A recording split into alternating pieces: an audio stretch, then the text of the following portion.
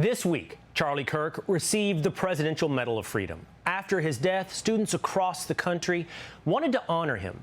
But at a school in Nashville, Tennessee, there was some backlash to how they handled that.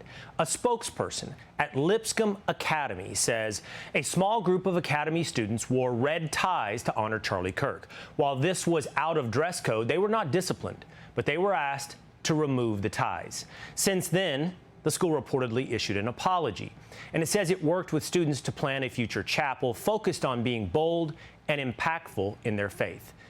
That service was held last Tuesday. TV personality and entrepreneur Savannah Chrisley has been outspoken about this issue, and she emphasized the importance of standing up to critics during a Turning Point event at the University of Oklahoma last night. So, to every student who hated that I came here tonight, thank you. Your rejection is my confirmation. Your opposition proves that this mission still matters. If Charlie were here, he would have smiled too. Because he knew the moment they try to silence you is the moment you know that you're speaking the truth. I can't help but think that Charlie would tell us, let him throw away the signs. Just don't you dare throw away your courage. I spoke with Savannah about her push for honest dialogue between parents, students, and faith-based schools. Here's our conversation. Savannah, thanks for being with us here today. Lipscomb Academy in Nashville. From what I understand, Savannah, been there for well over 100 years. Supposed to be faith-based. And yet here we are today in a place that many parents I know, and not just yourself, are very, very disappointed in Lipscomb. Without a doubt, Lipscomb is a Church of Christ school, and to see what's going on there is just heartbreaking, to say the least. I mean, you have all these radical leftists who have come in with their propaganda that are teachers, and how they handled the situation involving Charlie Kirk was heartbreaking. These students have been traumatized. I have them coming to me, begging me to speak out.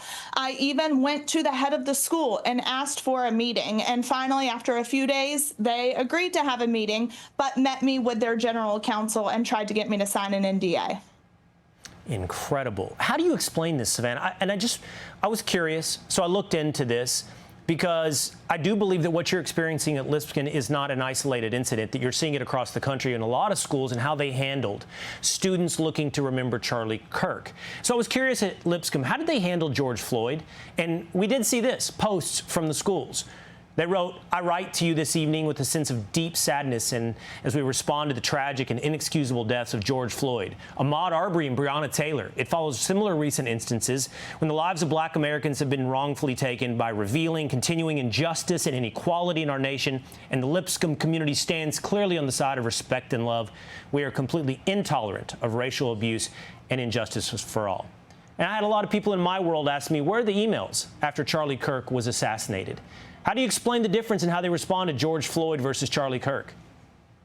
So my sister goes to this school and I receive all the emails.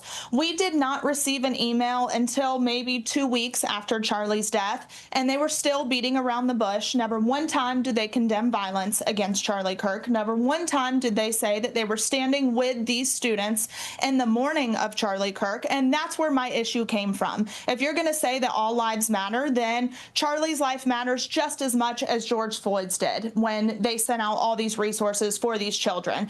And last night, Lipscomb decided they were going to have an event to honor Charlie. And it was just they butchered it. It only lasted 23 minutes. So in Lipscomb Academy's eyes, Charlie Kirk's life was only worth 23 minutes. It's just hard to ignore, Savannah, what you're describing and revealing about the way schools, and in this case Lipscomb, respond very differently to these situations. And it does take you back to why. You know, most of these private schools are Christian-based. As you point out, Lipscomb is Church of Christ. So these should be the last places that were surprised by these responses.